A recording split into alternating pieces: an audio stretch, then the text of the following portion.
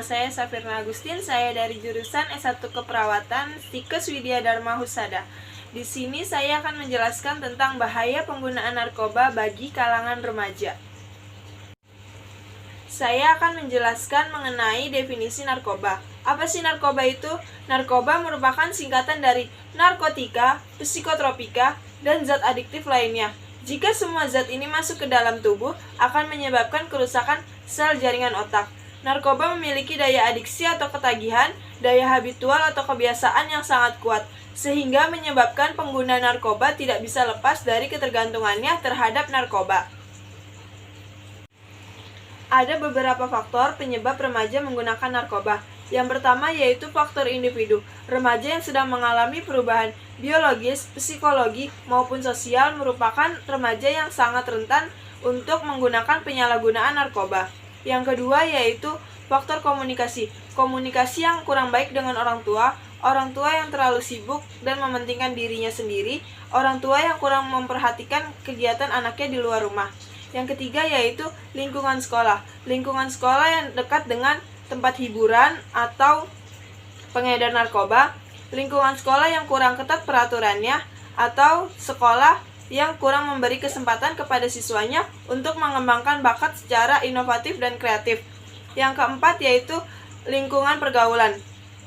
Pergaulan berteman dengan pengguna atau pengedar narkoba, tekanan atau ancaman dari teman atau kelompok yang menggunakan narkoba. Adapun dampak negatif dari penyalahgunaan narkoba. Yang pertama yaitu perubahan sikap dan kepribadian, yang kedua menurunnya kedisiplinan dan nilai-nilai pelajaran, yang ketiga menjadi emosional, mudah tersinggung, dan mudah marah. Yang keempat yaitu malas, tidak memperdulikan kesehatan diri, suka mencuri atau berbuat kriminal hanya untuk membeli narkoba. Yang kelima, paranoia atau rasa takut dan kecurigaan yang berlebihan. Yang keenam, halusinasi. Adapun gejala yang dapat ditimbulkan dari pengguna narkoba. Yang pertama yaitu gejala fisik. Gejala fisik terdiri dari berat badan turun drastis, mata terlihat cekung dan merah, muka pucat dan bibir kehitam-hitaman, tangan penuh dengan bekas sayatan dan bintik-bintik merah. Yang kedua yaitu emosi, mudah marah, sensitif dan mudah tersinggung, sering memukul atau sering berbicara kasar.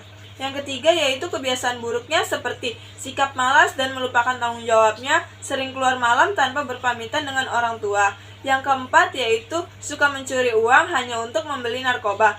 Yang kelima yaitu senang menyendiri.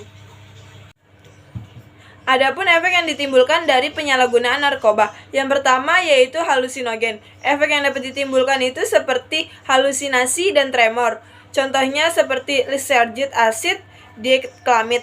Yang kedua yaitu depresian. Efek yang ditimbulkan itu seperti sensasi rileks dan mengalihkan stres.